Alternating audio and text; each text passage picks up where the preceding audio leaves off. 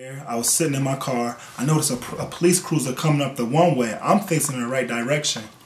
My car pointing in the right direction, going this way. And I noticed a police cruiser coming up the one way. I didn't pay no mind because I got license, registered, and insurance. My car's legit. So the police cruiser got to my side and rolled down his window and said, "Sir, why you sitting right here?" I said, "I'm waiting for a friend."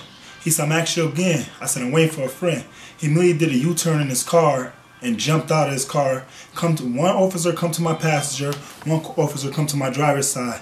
He said, "I'm gonna ask you one more time, who you waiting for?" I said, "I'm waiting for a friend."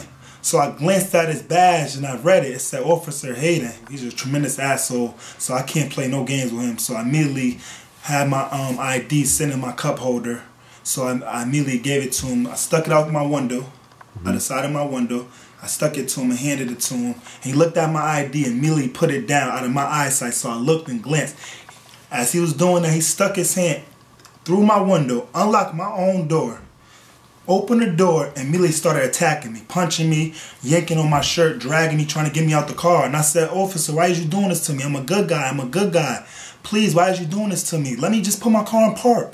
Let me put my car in park." These is the clothes I was wearing and this shirt right here. And which is the part that's ripped? This is the part that's ripped red. Around the hoodie part is all ripped. This ripped. Around the collar, the neck, where he like allegedly grabbed onto my neck, was trying to yank me out the car. He was trying to, but I was sitting in my seatbelt, so he couldn't get me out the car. I was still sitting in my seatbelt while my car is running in gear. My feet is on a brake at the moment of the time. And I was telling him, "Sir, I'm a good guy. Why is you doing this to me?" My car is rolling in the sidewalk, going on the sidewalk. And I noticed he was letting go and he was reaching for his hip.